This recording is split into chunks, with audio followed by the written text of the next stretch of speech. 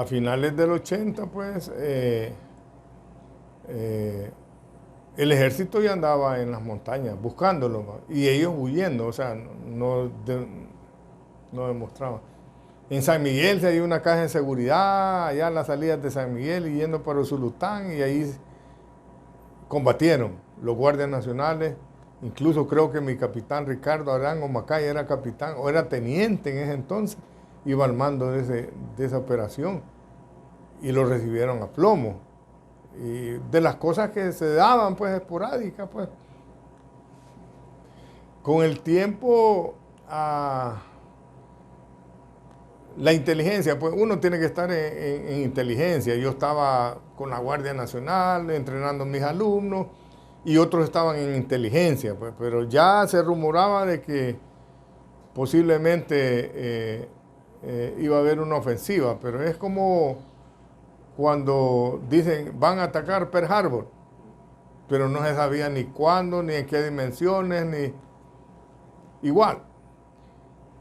Cuando empieza a darse indicios de que va a haber, que hay movilizaciones de grupos, pues la gente te dice, mire, por aquí pasa un grupo.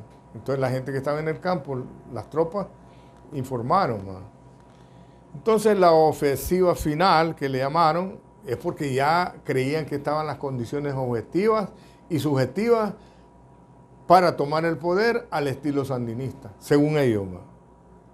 Entonces las condiciones, al final de 72 horas, se replegaron, empezaron a replegarse, en donde ellos atacaban cabeceras departamentales, pueblos, ciudades, San Salvador.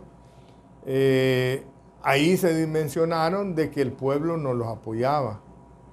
Ahí dimensionaron que el gran monstruo que creía, que la gran masa que ellos creían que los estaba apoyando en su lucha por la toma del poder, era frágil y no se dio. Se van para las montañas.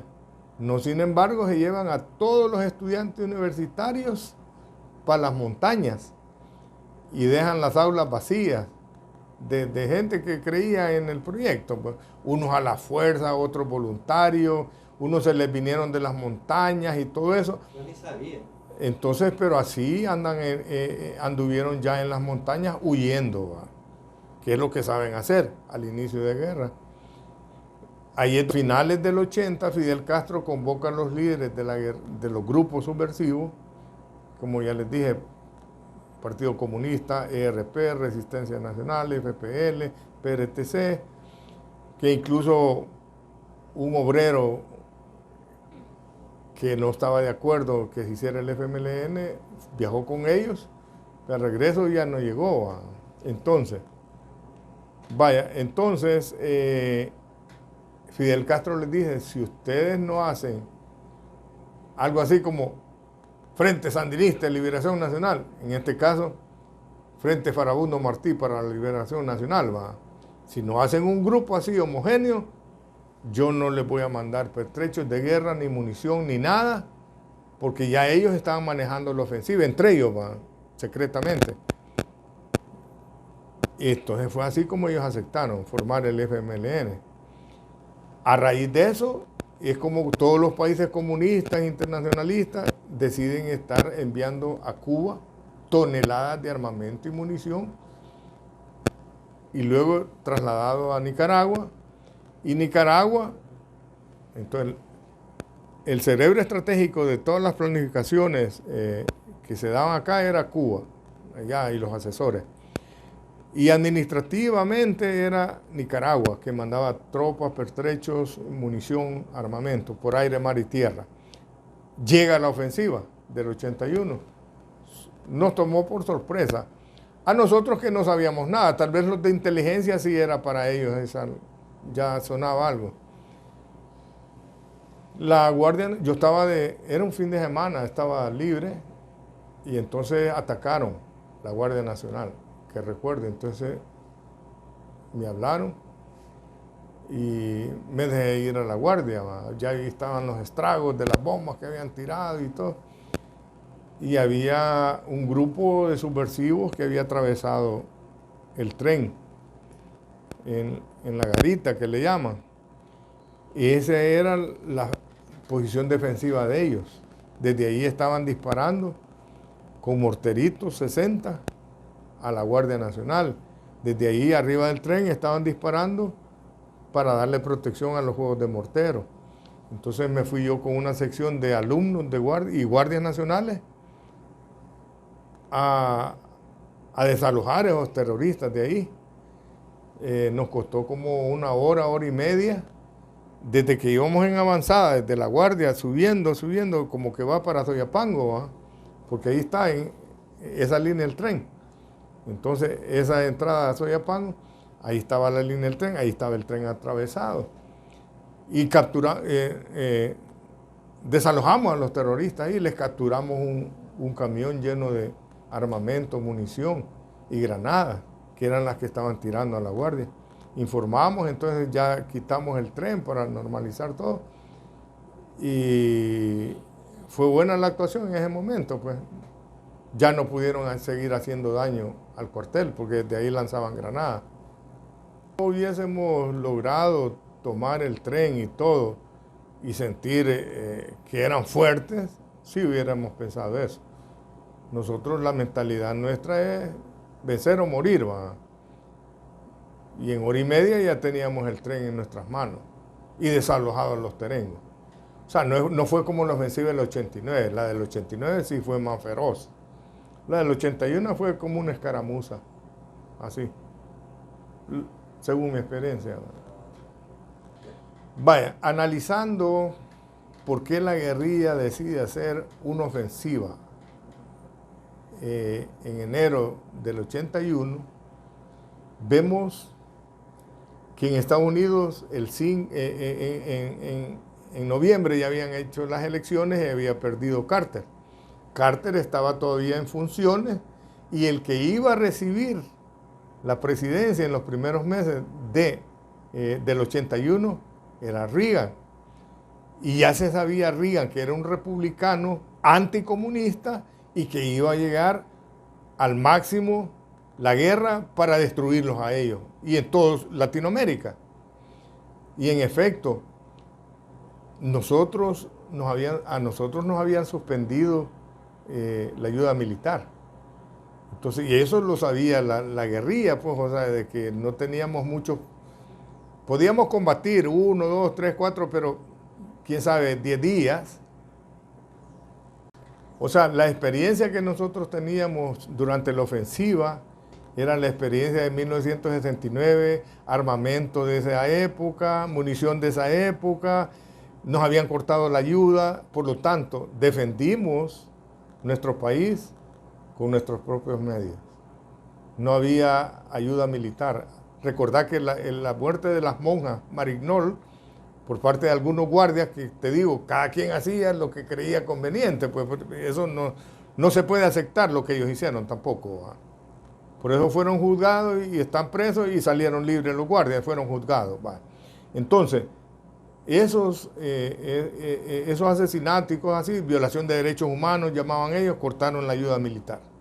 Entonces, por lo tanto, nos defendimos con nuestros medios limitados. Si esa ofensiva hubiera durado 6 días más, no sé cómo nos hubiera ido, sinceramente. Bueno, realmente es verdad, pues, o sea, el ingeniero Duarte lo mencionó, de que la Fuerza Armada se sentía orgullosa de haber defendido a la nación con sus propios medios, sin necesidad de injerencia extranjera. Es ahí donde Carter dice, levantemos la sanción, porque no quería verse involucrado en que al final de su mandato, además de haber perdido Nicaragua, perder El Salvador. Entonces inmediatamente manda helicópteros y ayuda militar de 50 millones que estaba retenida por el Congreso y que él podía, a opción de él, decir, mándenselo. Y es lo que hace Carter. Al final de su mandato, y después tuvo que haber ofensiva final para que él hiciera eso. Inmediatamente el equipo de transición de Ronald Reagan dice, denos el control. de todo esto. Vamos a entrar nosotros de lleno con la ayuda militar a El Salvador. El equipo de transición de Ronald Reagan se va más interesado en qué va a pasar en El Salvador en estos últimos días que está Carter. Entonces ellos querían que Carter no diera pasos en falso antes de que ellos llegaran, porque no querían llegar con Ronald Reagan y con El Salvador tomado por los comunistas. Recordad que estaban en transición. Por eso es que ellos lanzan la ofensiva antes de la toma de poder de Ronald Reagan, porque sabían que lo que les venía después era fuerte.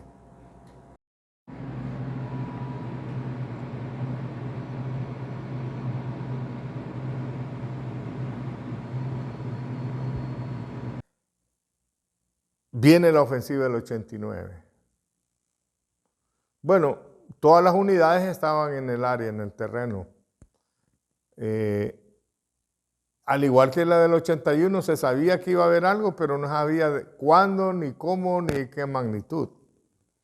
Pero eso sí, la guerrilla estaba manejando, digamos, una estrategia que es el adormecimiento.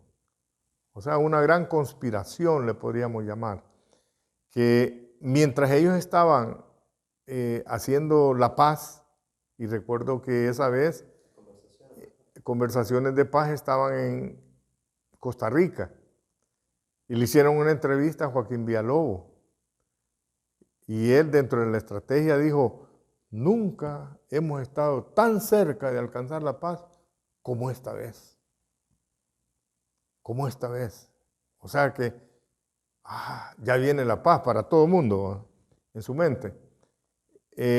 Mientras ellos políticamente estaban negociando la paz y adormeciendo al pueblo que querían la paz, por otro lado estaban preparando la ofensiva.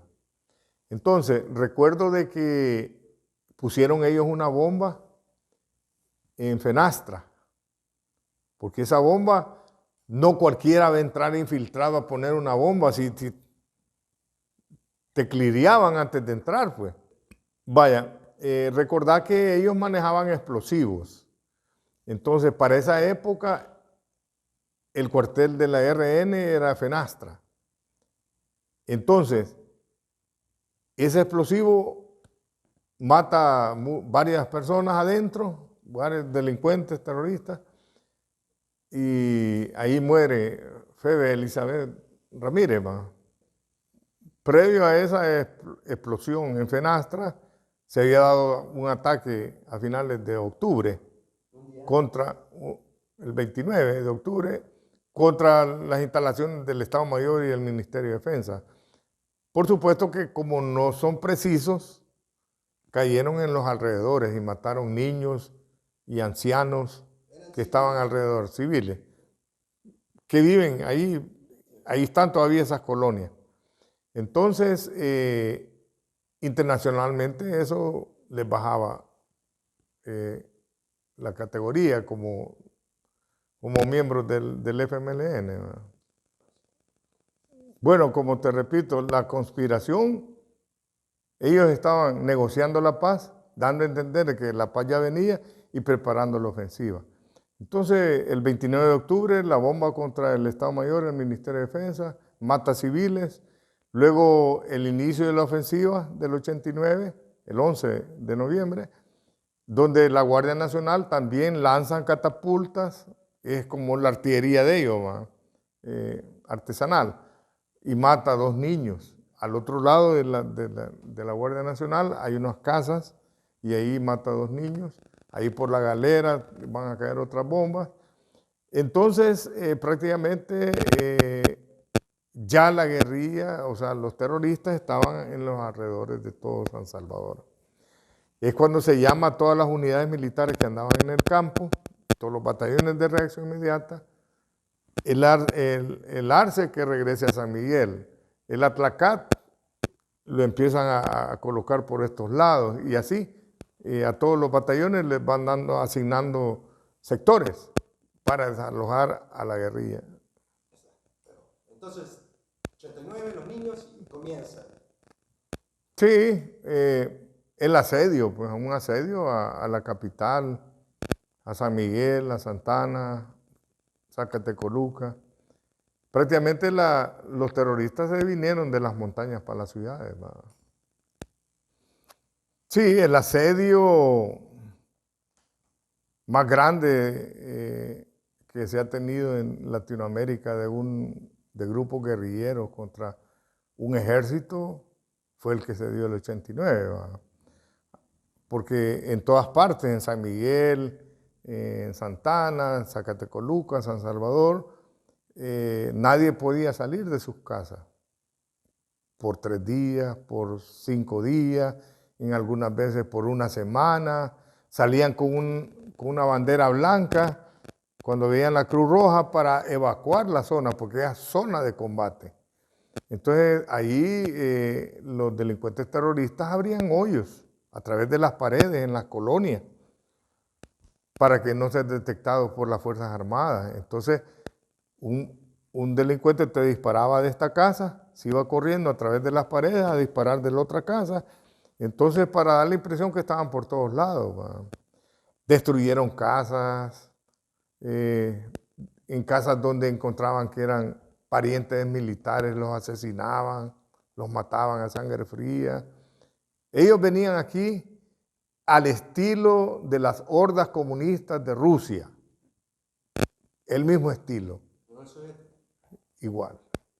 Vos sabés, los rusos son salvajes en ese sentido, ¿va? Entonces, bueno, recordad que para ese entonces la Unión Soviética mandó toneladas de armamento y munición, porque se lo estaba pidiendo el frente, pues, que iba a lanzar la ofensiva. Llegó a Cuba y de Cuba a Nicaragua y de Nicaragua para acá. Toneladas de armamento y munición de tal forma de que el AK-47 nuevecitos por todos lados, porque supuestamente la gente iba a agarrar los fusiles, iba a combatir contra nosotros, cosa que no se dio, las condiciones no estaban dadas. Entonces es cuanto más AK-47 se ha visto en una ofensiva, apoyados pues por la Unión Soviética.